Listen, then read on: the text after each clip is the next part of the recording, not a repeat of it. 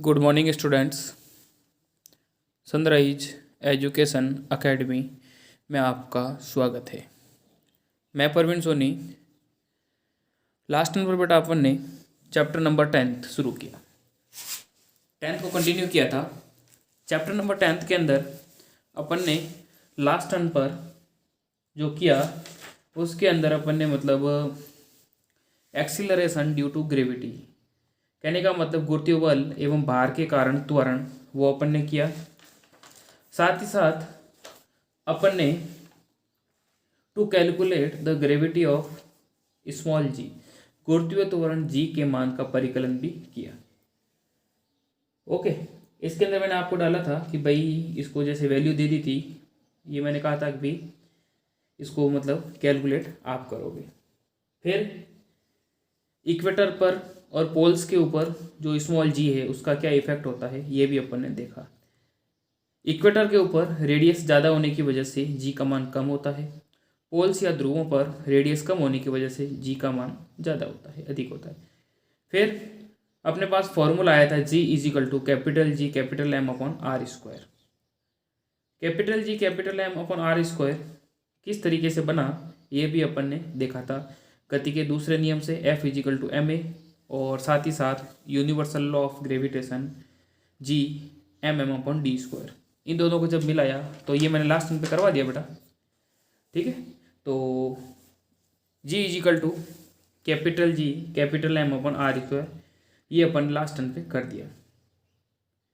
आज जो है एक तो ग्रेविटी की तुलना अपन जो है कल अपन ने अर्थ के परिप्रेक्ष्य में की, आज अपन देखते हैं ग्रेविटी ऑफ मून, कहने का मतलब चंद्रमा के ऊपर जो ग्रेविटी है, ठीक है, वहाँ पर जी का मान कितना होता है। जैसे सरफेस पर मैंने बताया था कि अर्थ पर जो था कितना बताया था बेटा, जी इज इक्वल टू 9.8 मीटर पर सेकेंड स्क्वायर, ठीक है। आज अपन कैलकुलेट करते हैं ग्रेविटी ऑफ मून। ध्यान देना बेटा, ध्यान, ग्रेविटी ऑफ मून। इसके बाद अपन फ्री फॉल या जो मुक्त पतन है उसके बारे में करेंगे। तो ग्रेविटी ऑफ मून ध्यान देना जो चंद्रमा पर जो जी का मान है वो होता है जी इजिकल टू 1.62 मीटर पर सेकेंड स्क्वायर। ये किस तरीके से आया इसके अंदर ध्यान देना बेटा। इसके अंदर मैं आपको बताना चाहूँगा कि जैसे जो सेलेस्टियल बॉडी है या जो पिंड है, सेलेस्टियल बॉडी, ठीक है, या खगोलीय पिंड जिसको कहेंगे, जिसके अंदर ध्यान देना अपन मून के परिप्रेक्ष्य में बात कर रहे हैं, तो सेलेस्टियल बॉडी के अंदर होगा मून या चंद्रमा, ठीक है। अब चंद्रमा का जो मास होता है किलोग्राम के अंदर 7.36 into 10 to the power 22, 7.36 into 10 to the power 22। इसके बाद में इसकी जो रेडियस है या त्रिज्या, ठीक है, त्रिज्या या दूरी हो गई है, इस ये जो है मीटर के अंदर, ओके, कितनी है 1.74 into 10 to the power 6, 1.74 into 10 to the power 6, ठीक है, ये मीटर में है और ये द्रव्यमान है किलोग्राम में। ओके बेटा, अब अपने पास उसका मास भी है और रेडियस भी है, इससे अपन जो है वो कैलकुलेट कर सकते हैं। तो ध्यान देना, कैलकुलेट करने के लिए जो है अपने पास फॉर्मूला है G equal to G M upon R square, ठीक है। तो जी की वैल्यू तो अपन को मालूम है कितनी है, 6.67 into 10 to the power -11। M अपन को दे रखा है 7.36 into 10 to the power 22, 7.36 into 10 to the power 22, ठीक है। फिर आर की वैल्यू कितनी बेटा 1.74 इंटू 10 टू द पावर 6, ठीक है, इसका स्क्वायर हो जाएगा क्योंकि आर स्क्वायर है।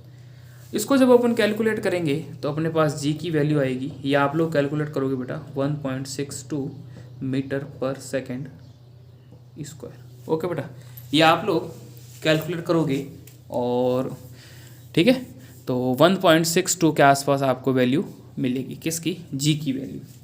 अब सरफेस के ऊपर या अर्थ पर जो जी की वैल्यू थी कितनी थी बेटा, इजिकल टू 9.8 मीटर पर सेकेंड स्क्वायर, और मून पर ये आ रही है, समझ रहे हो, मून पर कहने का मतलब कितनी है, कितनी है बेटा, 1.62 मीटर पर second square.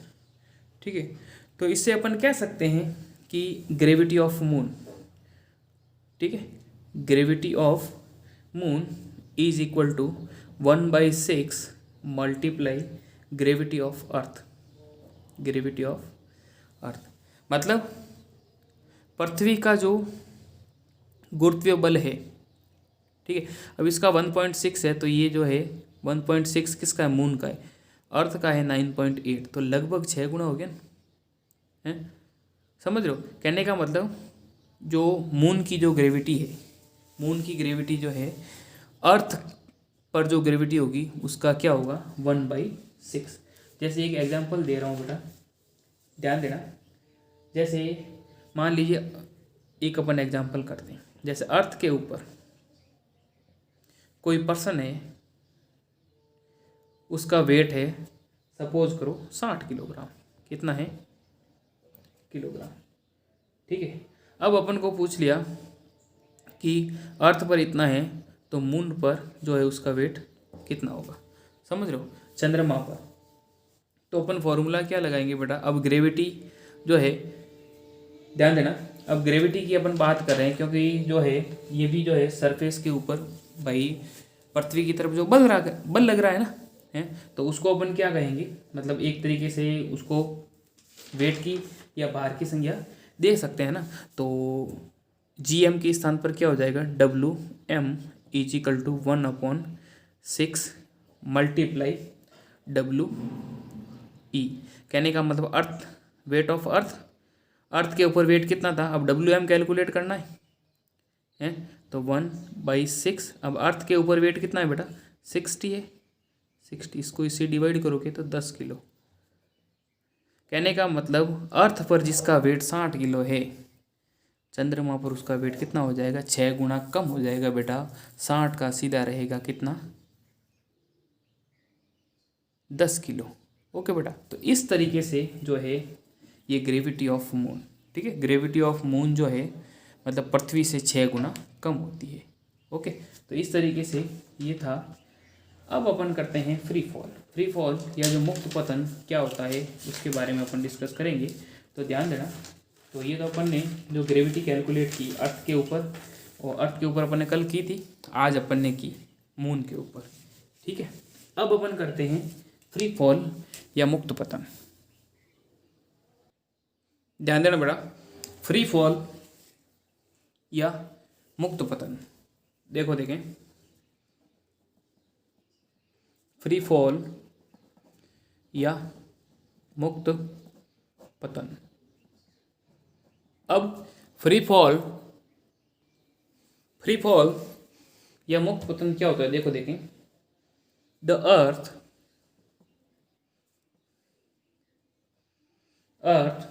attracts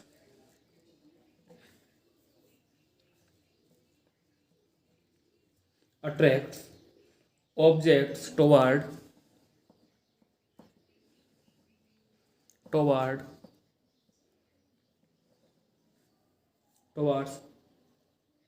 is due to the gravitational force, towards is due to the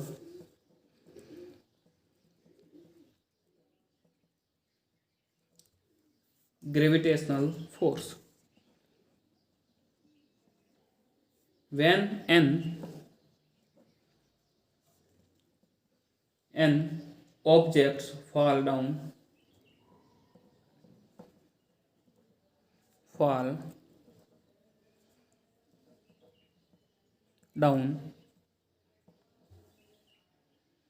towards the earth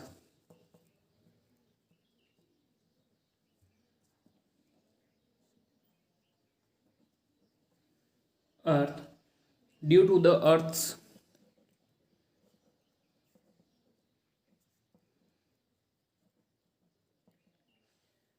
gravitational force,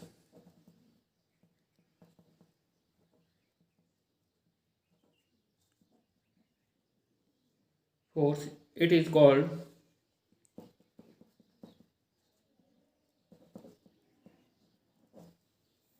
free fall. समझ रहे हो? ध्यान देना बेटा, क्या था कि पृथ्वी वस्तुओं को गुरुत्वाकर्षण बल द्वारा आकर्षित करती है।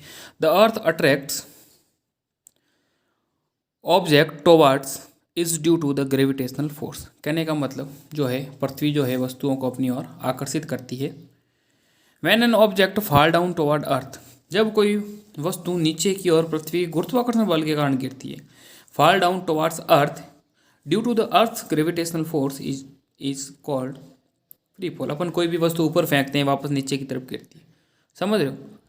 तो गुरुत्वाकर्षण बल के कारण, तो गुरुत्वाकर्षण बल कहने का मतलब पृथ्वी जो है उस वस्तु के ऊपर लगा रही है जिससे जो है वो नीचे की तरफ गिर रही है, तो उसको क्या कहेंगे? मुक्त पतन या फ्री फॉल। ओके, कोई भी जो स्वतंत्रता पूर्वक अपन वस्तु ऊपर फेंकते हैं वापस नीचे की तरफ गिरती है तो उसको क्या कहेंगे? फ्री फॉल या फिर मुक्त पतन।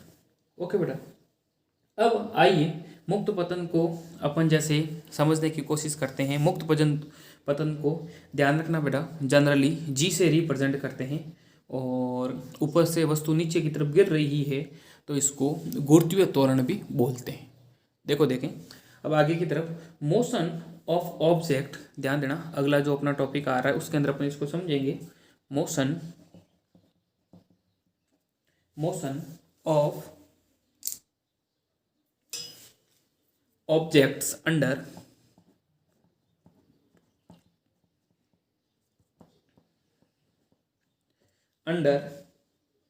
the influence of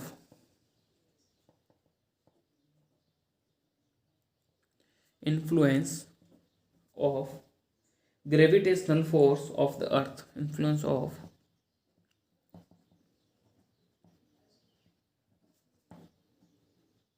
force of the earth। समझ लो, कहने का मतलब पृथ्वी के जो गुरुत्वीय बल के प्रभाव में वस्तुओं की गति, पृथ्वी के, अब ध्यान देना बेटा, पृथ्वी के गुरुत्वीय बल के प्रभाव में वस्तुओं की गति। अब चूंकि चैप्टर 8 जो अपना था मोशन वाले चैप्टर के अंदर बेटा लॉ ऑफ मोशन या फिर गति के जो नियम थे और जो है कहने का मतलब, या फिर जैसे इक्वेशन ऑफ मोशन भी अपन कह सकते हैं, गति के समीकरण, क्योंकि वो अपने सिलेबस के अंदर नहीं थे इसलिए मैंने आपको नहीं पढ़ाए। तो मतलब गति के समीकरण के अंदर ध्यान देना बेटा, कोई भी जैसे मान लीजिए अपन गतिज ऊर्जा की बात करते हैं, काइनेटिक एनर्जी, ठीक है। गतिज ऊर्जा मतलब किसी भी पिंड को अपन जब गति देते हैं तो उस दरमियान क्या होता है, मान लीजिए जैसे अपन ने यूनिवर्सल लॉ के अंदर पढ़ा, मान लीजिए जैसे कोई ये एक पिंड है, ठीक है, ये कोई दूसरा पिंड है, समझ रहे हो, ये पिंड सपोज करो ए है, ये पिंड है, कोई भी ऑब्जेक्ट है, वस्तु है बी। ओके, अब क्या हो रहा है ध्यान देना, या फिर जैसे मान लीजिए कोई पिंड था, सपोज जैसे जैसे मान लीजिए कोई ए पिंड और ये भी ए पिंड ही है, ठीक है, ये भी ए ही है, ये भी ए पिंड है। अब क्या हो रहा है कि जैसे काइनेटिक एनर्जी के अंदर मैं बात करूँ, जैसे सपोज करो ये जैसे ये ए पिंड था, अब ये ए पिंड मान लीजिए जैसे यहाँ पर स्वतंत्र अवस्था में है, तो इसका जो इनिशियल वेलोसिटी है सपोज करो क्या है, यू। ओके बेटा, इनिशियल वेलोसिटी यू होगी, कुछ समय बाद इसकी जो वेलोसिटी हो जाएगी यू से फाइनल वेलोसिटी क्या होगी, वी। समझ रहे हो, फाइनल वेलोसिटी क्या हुई, वी। और ध्यान देना इन दोनों के बीच की जो ये दूरी है, डिस्टेंस को रिप्रेजेंट करते हैं, पहले मैंने ये सिंबल बता रखे हैं, किससे रिप्रेजेंट करेंगे, एस से। ओके बेटा, डिस्टेंस कितनी होगी, एस। ओके, मतलब प्रारंभिक वेग, इनिशियल वेग था, वेलोसिटी u थी, और यहाँ से कहने का मतलब t समय में ये जो पिंड है यहाँ पहुँचा और फाइनल वेलोसिटी हो गई v। बीच की दूरी को मैंने रिप्रेजेंट कर दिया डिस्टेंस को s से। ओके बेटा, और इसने जो यहाँ से यहाँ तक जो गति की, जो इसके अंदर जो त्वरित गति हुई, तो उसको मैं रिप्रेजेंट कर रहा हूँ एक्सीलरेशन a से। समझ रहे हो, मतलब टाइम के परिप्रेक्ष्य के अंदर u से v हुआ और डिस्टेंस थी s। कोई भी पिंड था, इनिशियल वेलोसिटी u है, फाइनल हुई जो गति की, तो दूरी को s से रिप्रेजेंट किया, और कुछ समय बाद जो t समय था उसके बाद में उसकी फाइनल वेलोसिटी हुई v, और इसका जो एक्सीलरेशन था वो a था।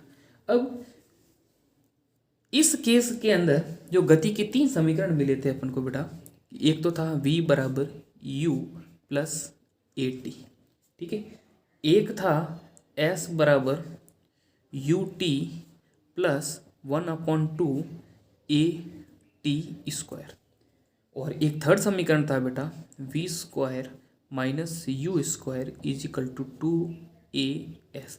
ये 3 समीकरण थे गति के, चूँकि अपने सिलेबस में नहीं थे 8th चैप्टर के अंदर, इसलिए हम लोगों ने मतलब आपको नहीं बताए। तो अभी जैसे नॉलेज पॉइंट ऑफ व्यू से ये 3 समीकरण याद रखना, v बराबर u plus A T, S बराबर U T plus 1/2 A T square, और v square minus you square is equal to 2as। Okay बेटा, अब a तो क्या है, इनका एक्सीलरेशन है, s क्या है, ये डिस्टेंस है, t है टाइम, और v का मतलब वेलोसिटी, s का मतलब यही है डिस्टेंस है, और u है इनिशियल वेलोसिटी, t टाइम हो गया। ओके बेटा, अब ये तो अपन ने क्या किया, वस्तु को, कोई भी पिंड था, अपन ने सरफेस के पैरेलल, उसके समानांतर अपन ने उसको गति दी। अब अगर इसी पिंड को मैं अगर ऊपर फेंकूं, मतलब ऊपर से नीचे की तरफ गिराऊं, तो उस दरमियान क्या होगा बेटा, उसके अंदर मतलब उस दरमियान जैसे वस्तु को मैं, जैसे ये तो उसके जो है लंबवत था या फिर उसके पैरेलल था, अब मैं वस्तु को ऊपर से नीचे की तरफ गिरा रहा हूँ या वर्टिकल कर रहा हूँ, ऊपर से नीचे की तरफ, समझ रहे हो, वर्टिकल, ध्यान देना, वर्टिकल या ऊर्ध्वाधर, ऊपर से नीचे की तरफ मैं गिरा रहा हूँ वस्तु को। तो ऊपर से नीचे की तरफ गिराऊंगा तो बेटा ध्यान रखना, अब ऊपर से नीचे की तरफ जैसे यहाँ से यहाँ तक, तो ये तो डिस्टेंस हो गई, मतलब हाँ दूरी हो गई। तो ऊपर से नीचे की, तो मान लीजिए कोई वस्तु यहाँ थी, यहाँ से मैं यहाँ को गिरा रहा हूँ, उस दरमियान अब ये क्या है, ये उसकी डिस्टेंस है। तो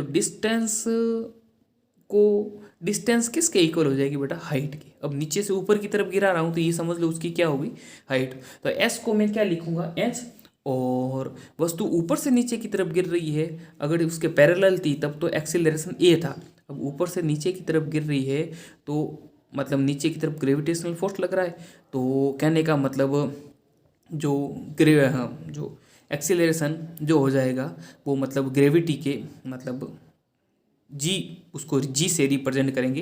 कहने का मतलब जो गुरुत्वीय त्वरण, समझ रहे हो, मतलब एक्सीलरेशन पहले इसके पैरेलल ए था, अब ऊपर से वस्तु नीचे की तरफ गिर रही है, तो कहने का मतलब उसका गुरुत्वीय त्वरण, या जो है कहने का मतलब जिसको अपन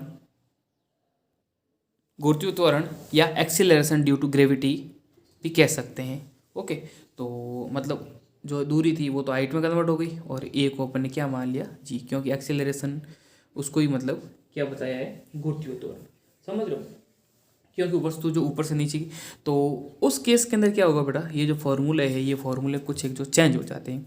अब ए के स्थान पर मैं क्या करूँगा, अब भाई अगर पैरेलल है तो ए आएगा, ऊपर से नीचे की तरफ गिर रहा है तो ग्रेविटी जो है ड्यू टू एक्सीलरेशन, मतलब जो एक्सीलरेशन जो है वो ग्रेविटी के कारण लग रहा है, जो acceleration due to gravity.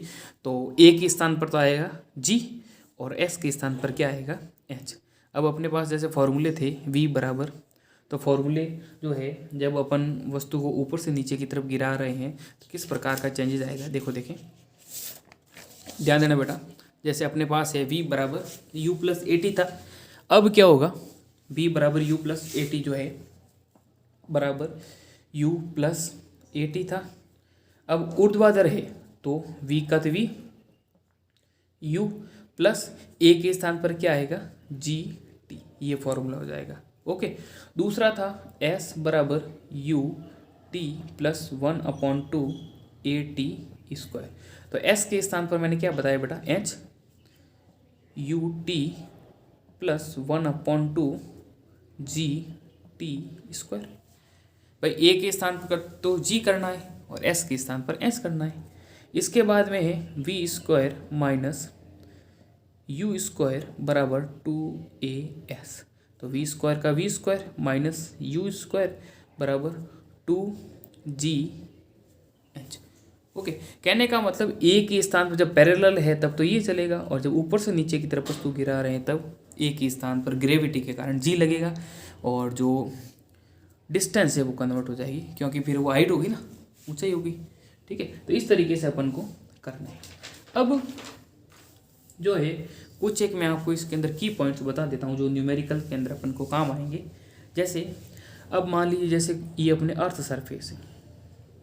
Okay बेटा, अर्थ सरफेस से मैं क्या कर रहा हूँ, कोई भी वस्तु ऊपर की तरफ फेंक रहा हूँ, समझ रहे हो, कोई वस्तु ऊपर की तरफ फेंक रहा हूँ। तो मान लीजिए जैसे ये वस्तु मैंने ऊपर की तरफ फेंकी, ठीक है, तो ये कुछ हाइट लेगी, कुछ ऊंचाई पर जाकर के वापस नीचे की तरफ गिरेगी। ओके बेटा, तो कहने का मतलब ऊपर फेंकने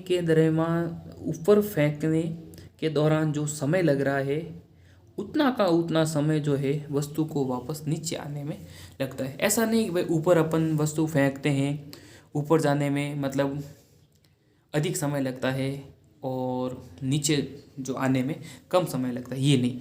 जितनी दूरी वस्तु को ऊपर फेंकने में लगेगी उतनी ही दूरी वापस नीचे आने में भी लगेगी। मतलब नीचे से ऊपर फेंकने में मान लीजिए 2 सेकंड का समय लगा, तो ऐसा नहीं आते टाइम 1 सेकंड लगेगा, नहीं 2 सेकंड लगेगा। तो कहने का मतलब T A equal to T D, समझ रहे हो। कहने का मतलब ए जो है मान लीजिए वस्तु अपन ने ऊपर फेंकी, डी है जो वस्तु वापस नीचे आ गई। तो कहने का मतलब जाते टाइम और आते टाइम दोनों टाइम मतलब इक्वल रहेगा। ऊपर फेंकने में मान लीजिए 2 सेकंड का समय लगा तो 2 सेकंड में ही वस्तु नीचे आएगी, ऐसा नहीं 1 सेकंड में या 4 सेकंड में, नहीं। ऊपर फेंकने में जितना समय लगेगा नीचे आने में उतना ही समय लगेगा। फर्स्ट पॉइंट तो ये याद रखना।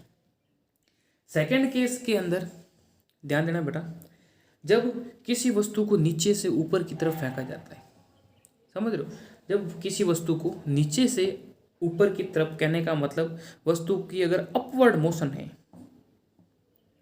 अपवर्ड मोशन या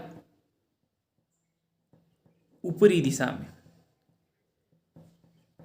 में फेंका जाता है, या जो है वस्तु को ऊपर की ओर,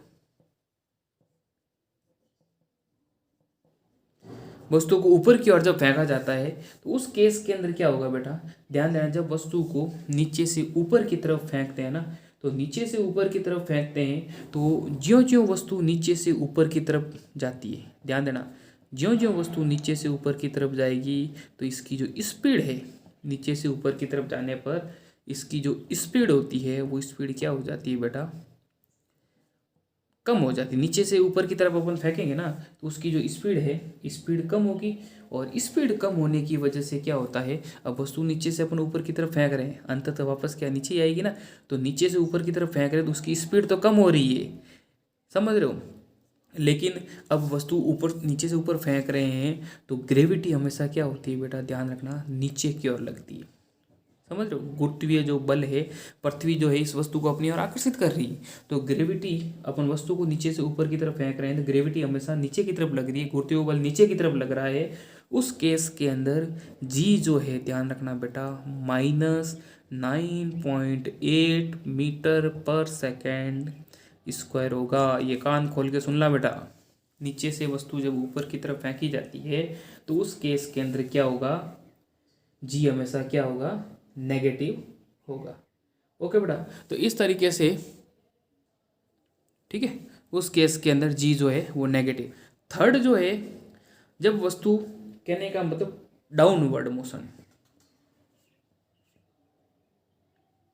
डाउनवर्ड मोशन, वस्तु को नीचे की ओर फेंका जाता है, नीचे की ओर वस्तु की गति। जब वस्तु को ऊपर से नीचे की तरफ फेंका जाता है तो ध्यान देना बेटा, ठीक है। अब या तो वस्तु को अपन क्या कर रहे थे, नीचे से ऊपर की तरफ फेंक रहे थे, अब वस्तु को ऊपर से नीचे की तरफ गिरा रहे हैं। समझ रहे हो, ऊपर से नीचे की तरफ गिरा रहे हैं, तो ध्यान देना बेटा, ऊपर से नीचे की तरफ अपन गिराएंगे ना, तो नीचे से ऊपर की तरफ बढ़ रहे थे तो स्पीड कम हो रही थी, अब ऊपर से नीचे की तरफ बढ़ रहे हैं ना, तो ध्यान देना इनकी जो स्पीड होगी वो क्या होगी बेटा, स्पीड बढ़ेगी। यहाँ कम हो रही थी तो इसके अंदर क्या होगा, स्पीड बढ़ेगी, और स्पीड बढ़ेगी और साथ ही साथ ग्रेविटी भी जो क्या है वो नीचे की तरफ लग रही है। सब ग्रेविटी हमेशा पृथ्वी वस्तु को अपनी ओर आकर्षित करती, तो ग्रेविटी नीचे की ओर लग रही है, साथ ही साथ स्पीड भी बढ़ रही है। उस दरमियान जी का जो मान है वो पॉजिटिव होगा, ध्यान रखना कितना होगा जो भी है, जैसे अर्थ पर है तो 9.8 मीटर पर सेकेंड, 9.8 मीटर पर सेकेंड। इसको ये बेटा न्यूमेरिकल क्वेश्चंस के अंदर अपन के काम आएंगे। ओके बेटा, जब वस्तु ऊपर से नीचे से ऊपर की तरफ गिर रही है, सॉरी नीचे से ऊपर की तरफ फेंकी जा रही है, तो जैसे ये नीचे से ऊपर की तरफ गति हो रही है, तो नीचे से ऊपर की तरफ जाने पर ध्यान रखना वस्तु की जो स्पीड है वो कम होती है, ग्रेविटी हमेशा नीचे की तरफ लगती है, तो जी का मान नेगेटिव आता है। ठीक है, नेगेटिव होगा। और ऊपर से नीचे की तरफ गिरा रहे हैं वस्तु को, ऊपर से नीचे की तरफ गिरा रहे हैं, तो उसकी नीचे वस्तु नीचे आने पर कहने का मतलब उसकी स्पीड बढ़ रही है और ग्रेविटी भी नीचे की तरफ लग रही है, तो जी का मान क्या होगा, अपन धनात्मक लेंगे। ओके बेटा, अब आती है वेलोसिटी की बात। अगर वस्तु को अपन ऊपर से नीचे की तरफ गिरा रहे हैं, ऊपर से नीचे की तरफ गिरा रहे हैं, तो ध्यान देना ऊपर से नीचे की तरफ गिराने पर इसका जो इनिशियल वेलोसिटी है वो हो जाएगी 0 मीटर पर सेकेंड। समझ रहे हो, ठीक है, फाइनल वेलोसिटी जो मिलेगी वो है, लेकिन इनिशियल वेलोसिटी अपन क्या लेंगे, 0 लेंगे। ये बेटा हिडन डेटा है, आपको नॉलेज में रखना है। इसके बाद में जब वस्तु को नीचे से अपन ऊपर की तरफ फेंक रहे हैं, नीचे से ऊपर की तरफ फेंक रहे हैं, तो कहने का मतलब उसकी जो फाइनल वेलोसिटी है v, वो क्या होगी, 0 मीटर पर सेकेंड। ओके बेटा, ये न्यूमेरिकल क्वेश्चंस जब मैं करवाऊंगा आपको तो उसके अंदर ये अपने काम आएंगे, ये आपको याद रखने हैं। समझ रहे हो, कहने का मतलब जब वस्तु को मैं नीचे से ऊपर फेंक रहा हूँ और ऊपर से वापस नीचे आ रही, तो टाइम जो है वो बराबर लगता है, न कि कम ज़्यादा। सेकंड, जब वस्तु को ऊपर की ओर फेंका जाता है तो ऊपर फेंकने पर इसकी स्पीड होती है कम, और जी हमेशा नीचे की तरफ लगता है, तो उस केस के अंदर जी का मान क्या होगा, नेगेटिव होगा, और उसमें जो है फाइनल वेलोसिटी हमेशा क्या होगी, 0 मीटर पर सेकेंड। और जब वस्तु को नीचे की तरफ गिराया जाता है तो उस दरमियान उसकी जो इनिशियल वेलोसिटी है वो होगी 0, फाइनल वेलोसिटी जो है मिलेगी वो होगी, और स्पीड जो है ऊपर से नीचे की तरफ करेंगे तो स्पीड जो है वो बढ़ेगी, ग्रेविटी भी नीचे की तरफ लगती है, तो जी का मान क्या होगा, पॉजिटिव। ठीक है, और जब अपवर्ड मोशन के अंदर होगा तो उस दरमियान जी का जो वैल्यू है वो अपन नेगेटिव के अंदर लेंगे। ओके बेटा, अब इसके अंदर जो है इसके न्यूमेरिकल क्वेश्चन जो है वो अपन को करने हैं। न्यूमेरिकल क्वेश्चन जो है मतलब ये अपने काम आएंगे, तो न्यूमेरिकल क्वेश्चन जो है मैं आपको नेक्स्ट टर्न पे करवाऊँगा। न्यूमेरिकल क्वेश्चन 1-2 जो है, और फिर अपन करेंगे वेट और मास। ओके बेटा, तो इसको पढ़ना, साथ ही साथ होमवर्क के रूप में आपका यही रहेगा, इसको नोट डाउन भी करना है।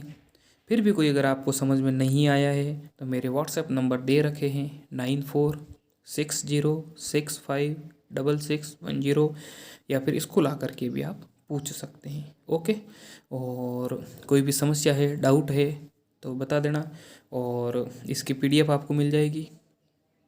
ठीक है, पढ़ते रहें, और ये जो भी है आज जो मैंने समझाया या होमवर्क के रूप में आपको ये करना है। ठीक है, क्वेश्चन जो है क्वेश्चन आंसर मैं आपको नेक्स्ट टर्न पे करवाऊँगा, और ठीक है, ये आप जो है आज का होमवर्क आपके यही रहेगा, और साथ साथ में पढ़ते रहें। आगे जो भी काम करवाया है उसकी भी मतलब जो है उसके भी क्वेश्चन आंसर वगैरह है करते रहें, और कोई भी समस्या है तो बता देना। ओके, और इसका जो रिमेनिंग पोर्शन है न्यूमेरिकल क्वेश्चन है, मास और वेट वाला जो है वो मैं नेक्स्ट टर्न पे करवा दूंगा। ओके, ये था अपना आज का लेक्चर, बाकी अपन जो है वो नेक्स्ट टर्न पर करेंगे। ओके बेटा, थैंक यू।